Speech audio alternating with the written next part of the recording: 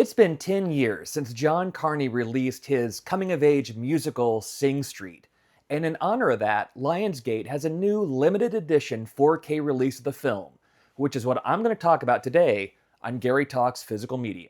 Where pop culture and Gary collide!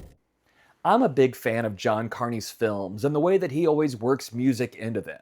I mean, he made one of the greatest musicals of all time once, and one of my top 10 films of this year, Power Ballad.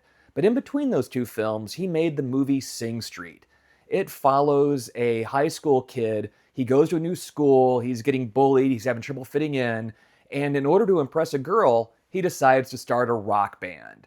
And all the songs are original, they're fun, it's very 1980s new wave kind of music, which, isn't exactly my cup of tea. I like a handful of new wave bands. I'm more of a, hard rock and roll guy, classic rock. There's a line in the movie I really hate where they say that there's no way a woman can really love a man who listens to Phil Collins. I disagree with that wholeheartedly, but Sing Street is a really fun movie with lots of catchy songs, and it really does feel like a 1980s coming-of-age film.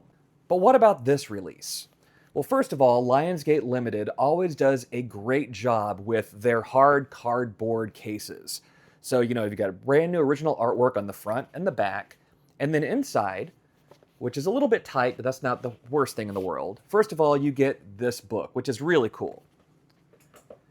This is basically the school book that our main character, Cosmo, writes everything in. So it really just looks like you've got his drawings, you've got song lyrics, you've got, even in the back, he did like a little animated guy running.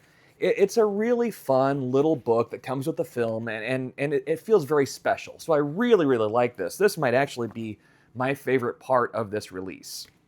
Then you also have the disc itself. This comes with the 4K, the Blu-ray, and a digital code. You guys know, I hate the digital codes. I don't like digital. I'll give that away to somebody. But then in here we've got the 4K, which looks like a record, and the Blu-ray, which looks like a cassette. Very cool. Feels very 80s, even some of the drawings from the film in there. Very, very nice packaging. What about the film itself? Well, sometimes when we look at 4K transfers from movies from the 80s or things shot on 35mm, we can look at them and be like, wow, this is a really great transfer. But this film was only shot 10 years ago. It was shot on the red digital camera. So the 4K looks great, but it really just looks the way it's always looked. It was shot in high definition. It looks great. It looks like you've always seen it, but there's nothing really, eye-popping or mind-blowing about the transfer itself. What about the bonus features? Well, the release has a lot of legacy features on it, and you guys have heard me complain about that in the past. This doesn't bother me as much because the film is so recent. If I'm watching a 1980s movie or 70s movie and it's legacy, EPKs and things like that, I'm like, I don't care to see that. But with this being so recent, the making of documentary, there's an interview with John Carney and Adam Levine, it all feels fairly recent. So it's not like when you watch it, you feel like you're watching something old. There's trailers on there, there's TV spots, there's a music video for Drive It Like You Stole It.